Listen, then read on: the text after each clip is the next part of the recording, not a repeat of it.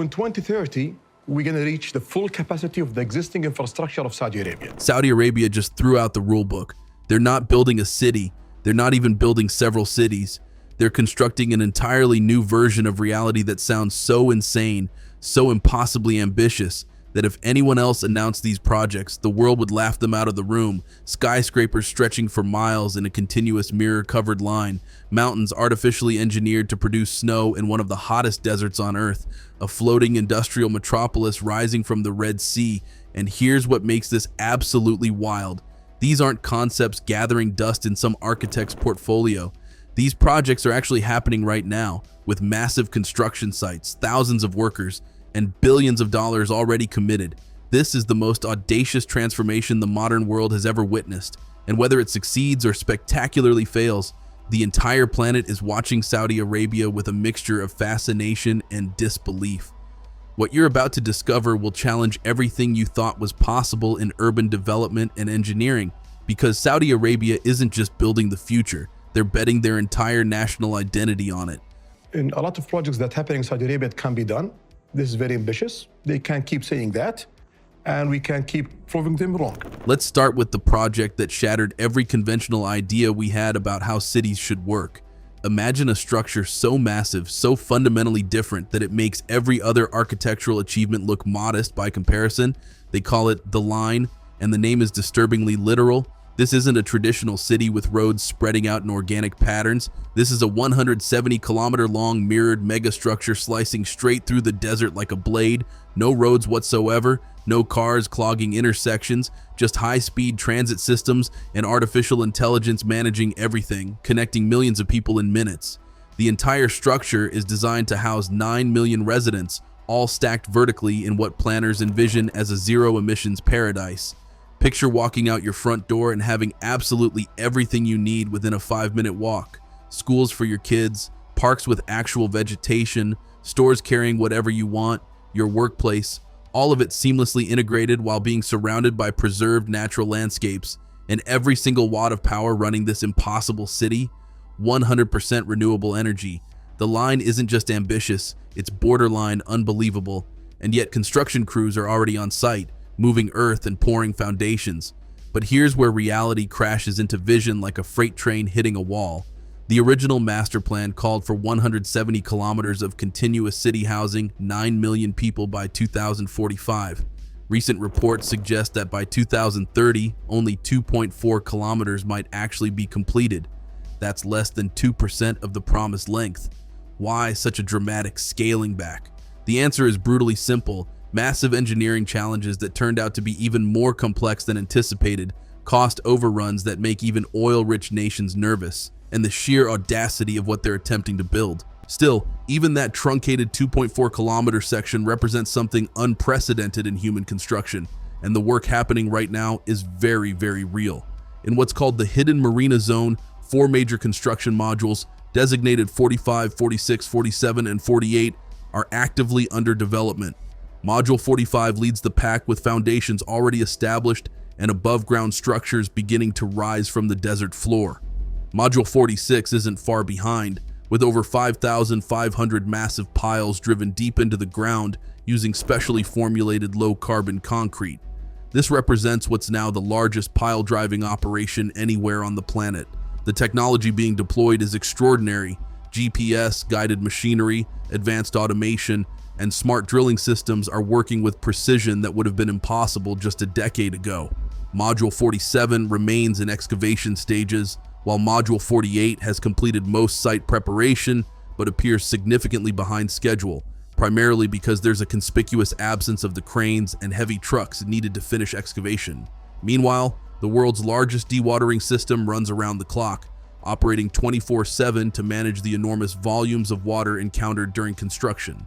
This system employs over 500 wells and thousands of sensors constantly monitoring water levels. Tunnel boring machines are carving pathways for what they're calling the spine, a high-speed electric rail system intended to run the full length of the line. Beyond the city structure itself, renewable energy infrastructure is being built at scale. Huge solar farms spread across the desert, Wind parks harness the region's powerful winds, and perhaps most impressively, the world's largest green hydrogen production plant is taking shape in the Oxagon Zone. This is happening. It's just going to take considerably more time than the initial hype suggested, but the line is merely the opening act. Right in the heart of Riyadh, something equally massive is taking physical form.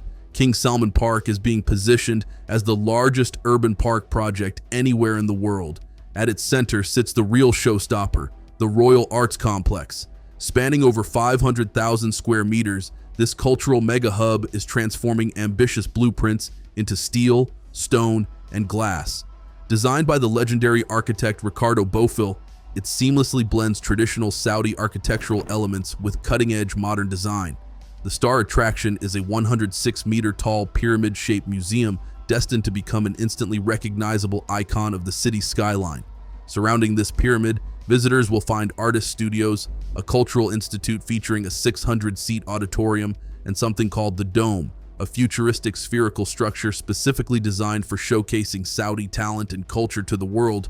Progress isn't theoretical. Recent satellite imagery and on-the-ground footage confirm active construction across multiple key zones.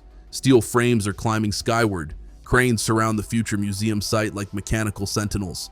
Groundwork for the dome and theater structures is well underway. Major infrastructure, including utility networks, internal roads, and extensive landscaping, is already being installed. Even the visitors' pavilion, designed to welcome guests with immersive previews of the park's ambitious vision, appears nearly complete.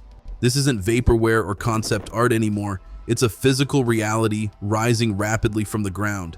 The National Theater represents one of the region's most ambitious performance venues, featuring a 2,300-seat main hall, a 650-seat secondary theater, and 3 dedicated cinema halls. All of this serves King Salman Park's larger vision, a 16-square-kilometer green sanctuary aiming to plant over 1 million trees and fundamentally transform Riyadh into one of the most livable cities on Earth. And just when observers think Saudi Arabia couldn't possibly push boundaries any further, they unveiled the Cube. Officially designated the Mukaab, this futuristic megastructure will rise 400 meters in height, width, and depth. It's large enough to contain 20 Empire State Buildings inside its volume.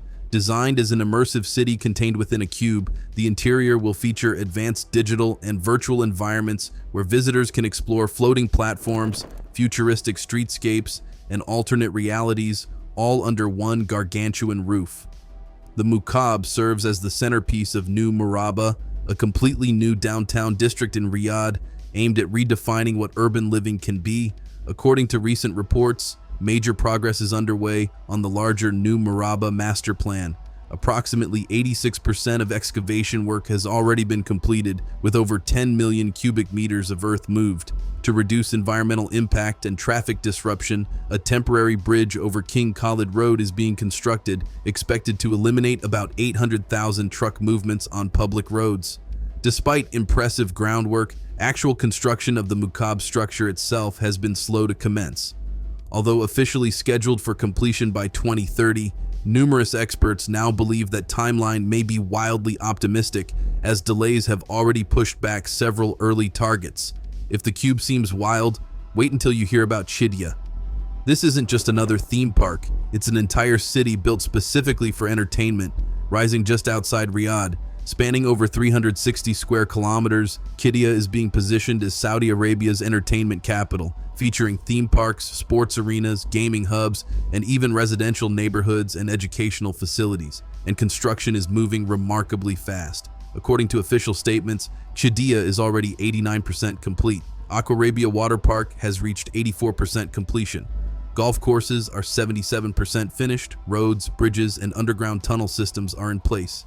Even the city's massive gateway arch, inspired by the Tuwaiq Mountains, is nearly done. One of the most iconic projects, the Prince Mohammed bin Salman Stadium, is also under construction. Rising 200 meters above sea level on the Tuwaiq Mountains, this stadium will seat 46,000 spectators and is being built by a Spanish-Saudi alliance with explicit plans to host matches during the 2034 FIFA World Cup. At the heart of everything sits Six Flags Qiddiya, the first Six Flags park ever constructed outside North America. The star attraction, Falcon's Flight, is now fully installed and set to become the world's tallest, fastest, and longest roller coaster. It features a 200-meter cliff dive and reaches speeds up to 250 kilometers per hour. To survive the brutal desert heat, engineers designed special aerodynamic trains with wheel cooling systems and windshield-style covers, eliminating the need for goggles. There's also a wooden coaster described as the most intense ever built, an Intamin multi-launch coaster boasting the highest elevated inversion, a hyper-tilt coaster, and numerous other record-breaking rides packed into one park. Beyond thrill rides, Aquarabia offers a massive water park with 22 attractions, including the world's tallest water coaster, the largest drop slide, and the first underwater ride with submersible vehicles, all themed around ancient desert springs. On the motorsport side, the Qiddiya Grand Prix circuit is in progress. Designed by Formula One legends with 21 turns and a 108-meter elevation change, it could potentially become the new permanent home for the Saudi Arabian Grand Prix. Qiddiya is thinking long-term, with plans for residential areas, schools, and universities. They've even sent over 60 Saudi students to Orlando to learn theme park operations. Many now work across food services, hospitality, human resources, and attractions management, helping build a team already over 400 people strong. Smart technology permeates everything. Digital ticketing, real-time navigation maps, mobile ordering, and climate-optimized shade zones are all designed to keep guests cool, connected, and comfortable in the harsh desert environment. When fully operational, Qiddiya is expected to attract over 48 million visitors annually, create more than 325,000 jobs, and contribute 135 billion Saudi riyals to the national economy each year. Meanwhile, Oxagon is rapidly emerging as a high-tech coastal city and logistics hub. Located on the Red Sea near the Suez Canal, one of the world's busiest maritime trade routes, Oxagon enjoys a significant logistical advantage. Satellite imagery confirms rapid development, especially at the port of NEOM, which recently became the first port in Saudi Arabia to receive fully automated remote-controlled cranes. The port is being positioned as one of the world's most advanced terminals, supporting automation, international trade, and technology-driven employment. Terminal 1 is under development with a goal of handling 1.5 million TEUs by 2026. The port has achieved ISO certification, launched weekly feeder services with Jeddah, and opened a 46,000 square meter temperature-controlled warehouse. Beyond logistics, Oxagon aims to be powered entirely by renewable energy and house 90,000 residents. Oxagon Hive represents the first residential zone, while Oxagon Village is also progressing, both featuring green spaces, schools, and smart mobility solutions. While many NEOM projects remain under development, one destination is already turning vision into reality: Sindalah. This ultra-luxury island on the Red Sea is officially NEOM's first tourism destination and a major step in Saudi Arabia's plan to become a global travel hotspot. It opened to guests on October 27, 2024, with an extravagant $45 million celebration featuring 65 super yachts and celebrity guests, including Alicia Keys, Katherine Jenkins, and Chris Tucker. Though Sindalah is still under development, several key attractions like the marina, yacht club, golf course, and multiple hotels and restaurants are already open for business. The island will eventually feature 413 luxury hotel rooms and 333 upscale apartments from brands like Four Seasons and Marriott, along with fine dining restaurants and high-end retail outlets. By 2028, it's expected to welcome several thousand visitors each day. While Sindalah brings luxury to the sea, Trojena takes it to the mountains. Set high in the Sarawat Mountains, Trojena is NEOM's bold mountain destination, combining cutting-edge design with year-round adventure. From skiing and snowboarding to hiking, mountain biking, and water activities on a man-made freshwater lake, Trojena is designed to redefine outdoor tourism in the Gulf region. What truly sets Trojena apart is its innovative snowmaking system.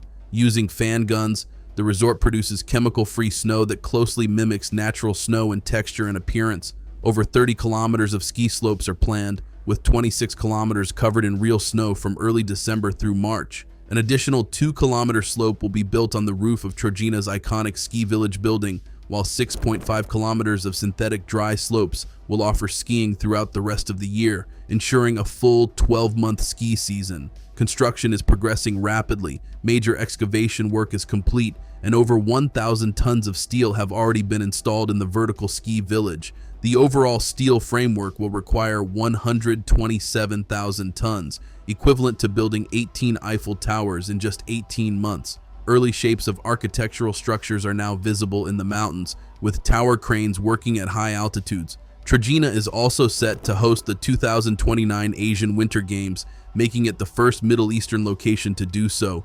It will feature luxury hotels, wellness resorts, and the Vault, an ultra-modern vertical village built into the mountain itself.